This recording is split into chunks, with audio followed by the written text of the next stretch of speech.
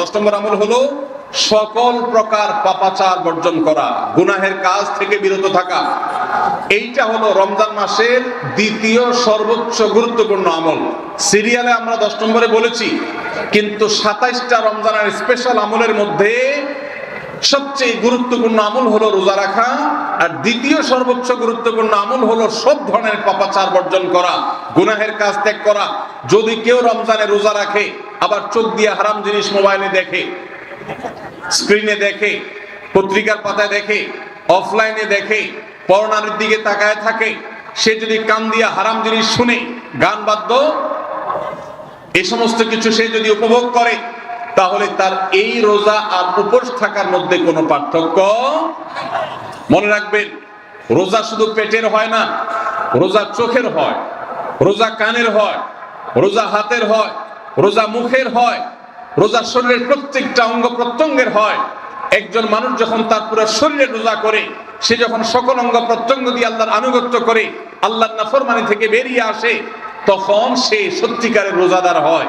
আর যে শুধুমাত্র দিনের বেলায় পানাহার বর্জন করে, যৌনাচার বর্জন করে, আর সমস্ত পাপাচার অপকর্ম সে যথারীতি অন্য সময়ের মতো রমজান মাসেও করে, এই রোজাদার পেটের রোজা রেখেছে কিন্তু তার শরীরের অন্য অন্য অঙ্গ প্রত্যঙ্গ গুলো আল্লাহর কথা শুনে নাই, সো সেগুলো কিন্তু রোজা রাখে নাই। এই রোজা আল্লাহর কাছে মাকবুল এবং গ্রহণযোগ্য রোজা হতে পারে না।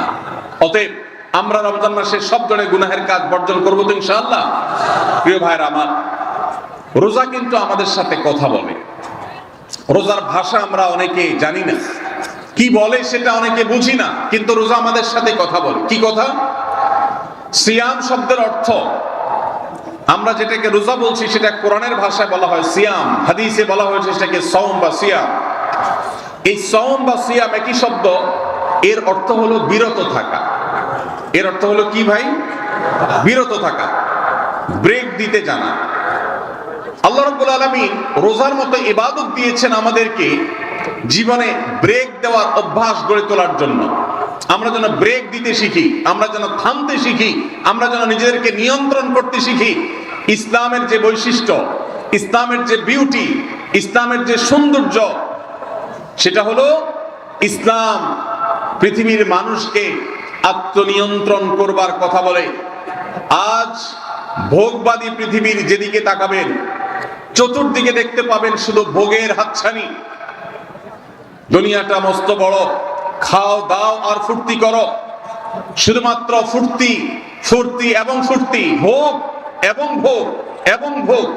গোটা পৃথিবী আপনাকে ভোগের কথা বলবে, ত্যাগের কথা বলবে না। ইসলাম আপনাকে ত্যাগের কথা বলে। আপনি ঈদ উদযাপন করবেন, ঈদ উল ফিতর, সেখানে পর্যন্ত ইসলাম বলে আগে গরিবের বাসায় ফিতরা পৌঁছাবে, তারপর তুমি ঈদগাহে যাবে, ঈদের আনন্দ করবে। আপনি কোরবানির ঈদে পশু জবে করে গোশত খাবেন, উৎসব করবেন।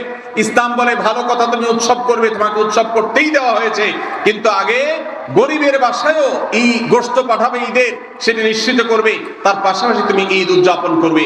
আমরা যে রমজানের রোজা রাখি, এই রোজা আমাদেরকে বিরত থাকার কথা বলে। সেই বিরত থাকাটা কি? সেটা হলো আমরা যখন রোজা রাখি আমাদের পিপাসা হয়, আমাদের ক্ষুধা লাগে, পিপাসা হয়, আবার হাতের সামনে হয়তো পানিও আছে। আমার ক্ষুধা লাগে, হাতের সামনে হয়তো খাবারও আছে, কেউ দেখছেও না, সিসি ক্যামেরাও নেই, বদ্ধ রুমে কক্ষের মধ্যে, কিন্তু আমি রোজাদার। কোন রোজাদার রোজার মধ্যে খায়, পান করে? কেন? কারণ সে জানে আল্লাহ নিষেধ করেছে। আমরা যখন ইফতার সামনে নিয়ে বসে থাকি সন্ধ্যাবেলা, ভাইরা আমার, সারা বছর নাস্তা তো আল্লাহ তাআলা কম হোক বেশি হোক সবাইকে করার তৌফিক দেন। আমরা সবাই তো কম বেশি নাস্তা করি সারা বছর।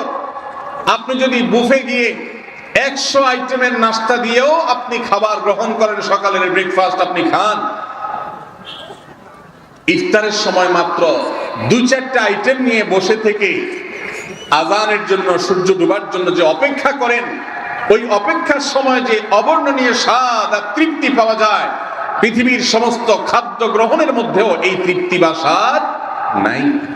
নবী সাল্লাল্লাহু আলাইহি ওয়াসাল্লাম সেজন্য বলেছেন, লিসসাইমি ফারহাতান, রোজাদার ব্যক্তিকে দুটি আনন্দ দেওয়া হয়, ফারহাতুন ইনদা ফিতরি ওয়া ফারহাতুন ইনদা লিকাই রাব্বি। একটা আনন্দ হলো ইফতারের সময় অবর্ণনীয়, ভাষায় প্রকাশ করবার অযোগ্য। কি ভালো লাগা কাজ করে ইফতারের জন্য আমরা বসে আছি, খাবার সামনে আছে, রকমারি শীতল শরবত সামনে আছে, রকমারি খাবারের পসরা সাজানো আছে টেবিলে, দস্তরখানে, এদিকে পেটে ক্ষুধাও আছে, কিন্তু আমরা মিনিট গুনছি, আমরা সময় দেখছি, ঘড়ির দিকে তাকিয়ে আছি, সূর্য কখন ডুববে। সূর্য ডুবেছে আর সাথে সাথে আমরা ইফতার করছি। এই যে আল্লাহর নির্দেশের অপেক্ষা, ইসলাম রোজার মাধ্যমে আমাদেরকে সেই শিক্ষাটা দিতে চায়। রোজা আমাদের সাথে সেই কথা বলে যে দেখো, তুমি জীবনে বিরত থাকতে শিখো, গোটা পৃথিবী তোমাকে ভোগ শিখাবে, ইসলাম তোমাকে ত্যাগ শিখাবে, ইসলাম তোমাকে কন্ট্রোল করা শিখাবে। আমাদের তরুণদের চরিত্রকে নষ্ট করবার জন্য, তাদেরকে নানাভাবে উস্কানি দেওয়ার জন্য, বিনোদনের নামে, নিউজের নামে, বিজ্ঞাপনের নামে, বিভিন্ন নামে অশ্লীল নানা দৃশ্য, খোলামেলা দৃশ্য তাদের সামনে দেখানো হয়, ভোগের আহ্বান করা হয়। ইসলাম বলে, হে মুসলিম তরুণ, তোমার চোখের এরিয়ার মধ্যে কোন পরনারী, কোন সুন্দরী নারী পড়ে গেছে, তুমি আজ করতে পেরেছ, সাথে সাথে তোমার দৃষ্টিকে তুমি নিয়ন্ত্রণ করো, অবনত করো। কুল্লিল মুমিনিনা ইয়াগুদ্দু মিন আবসারিহিম ওয়া ইয়াহফাযু ফুরুজাহুম।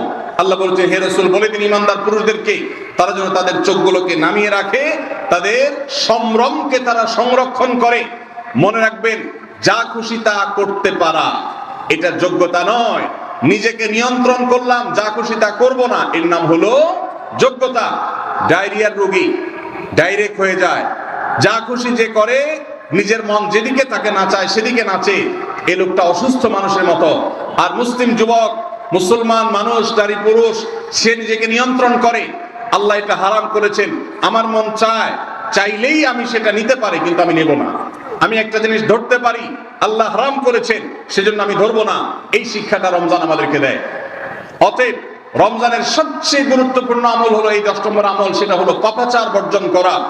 নবী সাল্লাল্লাহু আলাইহি সাল্লাম বলেছেন, যে ব্যক্তি রমজানে রোজা রাখলো আর পাপাচার বর্জন করলো না, তাহলে এই রোজা রাখার উপোস থাকার ভিতরে কোনো পার্থক্য নাই। আল্লাহ আমাদের সবাইকে রমজান মাসে রোজা থেকে সকল হারাম, সকল নাজায়েজ কাজ, সকল গুনাহের কাজ ছাড়ার তৌফিক দান করবেন। আমিন। ভাইরা আমার, 11 নম্বর আমল হলো অধিক পরিমাণ দোয়া করা।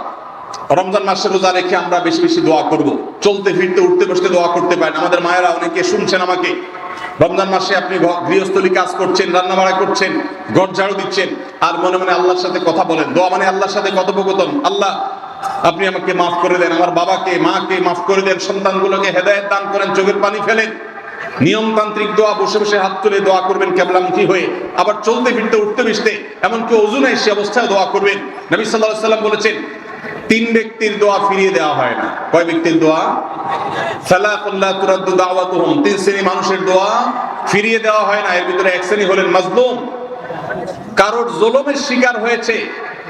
এই ব্যক্তি জালেমের বিরুদ্ধে যে তার মনের আকুতি থাকে, বদদোয়া থাকে, আল্লাহ সুবহানাহু ওয়া তাআলা এটা ফিরিয়ে দেন না। এইজন্য পৃথিবীর ইতিহাসের কোন জালিম আপনি দেখাতে পারবেন না যেই জালিমকে আল্লাহ ছেড়ে দিয়েছেন, আল্লাহ ছাড় দিয়েছেন কিন্তু চূড়ান্ত ভাবে ছেড়ে দিয়েছেন, এমন কোন জালিম আপনি দেখাতে পারবেন না। এইজন্য ভাই, কখনো কোন অবস্থাতে কারোর প্রতি আমরা জুলুম করব না। আল্লাহ আমাদেরকে সেটা মানার তৌফিক দান করুন। তাহলে 3 ব্যক্তির দোয়া কবুল হয়, ফেরত দেওয়া হয় না। তার ভিতরে একজন হলো মাজলুম, যার প্রতি আপনি জুলুম করেছেন, সে আপনার বিরুদ্ধে যে বদদোয়া করে, এটা লাগবেই লাগবে, আজ হোক আর 2 দিন পরে হোক। নাম্বার 2, মুসাফির, যে ব্যক্তি সফরে আছে, সফররত অবস্থায় সে যদি দোয়া করে, সেই দোয়া আল্লাহ তাআলা কবুল করেন। 3 নম্বর হলো রোজাদার ব্যক্তি, as-সাইম হাত্তা ইফতির, রোজাদার ব্যক্তি সারাদিন ইফতার রাত পর্যন্ত, সারাদিন দোয়া করলে ইফতার রাত পর্যন্ত তার দোয়া কবুল হয়। এই জন্য রোজা রেখে আমরা বেশি বেশি আল্লাহর কাছে দোয়া করবো ইনশাআল্লাহ। চলতে ফিরতে, উঠতে বসতে মনে মনে আল্লাহর সাথে কথা বললেন, চাওয়া দাওয়াকে পেশ করলেন, বাস এইটাই হলো দোয়া।